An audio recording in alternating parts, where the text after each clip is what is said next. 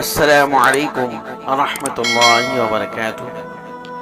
সম্মানিত আমার মুসলমান ভাই ও বোনেরা, আজকে আমরা বরাবরের মতো আরো একটি নতুন ভিডিও নিয়ে আপনাদের মাঝে উপস্থিত হচ্ছি।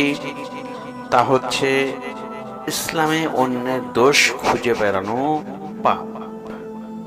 তো এই প্রসঙ্গে সংক্ষিপ্ত আলোচনা করবো ইনশাআল্লাহ।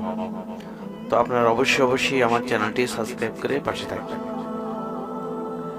তো দোষ গুণ থাকা যে কোনো ব্যক্তির জন্য স্বাভাবিক।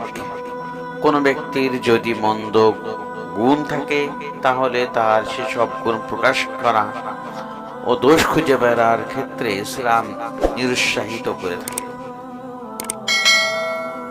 আল্লাহ তাআলা অন্যের প্রতি মন্দ ধারণা করা এবং অন্যের দোষ খোঁজা নিষেধ করেছেন। তিনি বলেন, হে ইমানদাররা, তোমরা বহুবিধ ধারণা হতে দূরে থাকো, কারণ কোনো ধারণা পাপ, আর তোমরা একে অপরের গোপনীয় বিষয় অনুসন্ধান করো না এবং একে অপরের পশ্চাতে নিন্দা গীবত করো না। এটি সূরা হুজুরাতে 12 নম্বর আয়াতে উল্লেখিত হয়েছে। এ ব্যাপারে নবীজি সাল্লাল্লাহু আলাইহি ওয়াসাল্লাম বলেন, তোমরা মুসলমানদের দোষ ত্রুটি ভুল ভ্রান্তি খুঁজে বের করো না। যে ব্যক্তি অন্যের দোষ খুঁজে বেড়ায় ও প্রকাশ করে দেয়, স্বয়ং আল্লাহ তাআলা তার দোষ প্রকাশ করে দেন, আর আল্লাহ দোষ ত্রুটি প্রকাশ করেন তাকে নিজের বাড়িতেই লাঞ্ছিত করেন। নাউযুবিল্লাহ। আবু দাউদ 4880 এতে উল্লেখিত হয়েছে।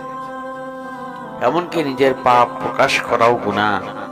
কেননা নবীজি সাল্লাল্লাহু আলাইহি ওয়াসাল্লাম বলেন, আমার সব উম্মত মাপ হবে, পাপ পাবে, পাপ প্রকাশকারী ছাড়া। আর এক প্রকার প্রকাশ এই যে কোনো ব্যক্তি রাতে কোনো পাপ কাজ করে যা আল্লাহ গোপন রাখেন, কিন্তু সকাল হলে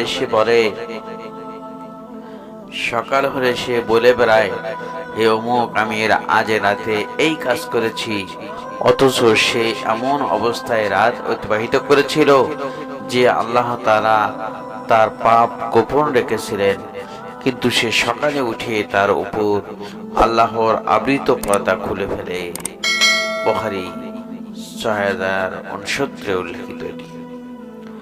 অর্থাৎ কেউ যদি অন্যের দোষ গোপন রাখে, তার ফজিলত সম্পর্কে নবীজি সাল্লাল্লাহু আলাইহি ওয়াসাল্লাম বলেন, যে ব্যক্তি দুনিয়াতে কোনো বান্দার দোষ গোপন রাখে, মহান আল্লাহ তাআলা তাদের কিয়ামতের দিন তার দোষ গোপন রাখবেন। সুবহানাল্লাহি ওয়া বিহামদিহি, সুবহানাল্লাহিল আযীম। এটি মুসলিম 2510 উল্লেখিত। তো আমরা আজকে যে বিষয়টি জানতে পারলাম অত্যন্ত মারাত্মক বিষয়, অত্যন্ত একটি গুনাহের কাজ সমাজে ছড়িয়ে পড়ে। আমরা একে অপরের দোষ খুঁজে বেড়াই, দোষে সে কি করেছে তার পিছে লেগে থাকি, তার দোষ অন্যের কাছে বলেই এটি আমরা মজা করি, হাসতে থাকি।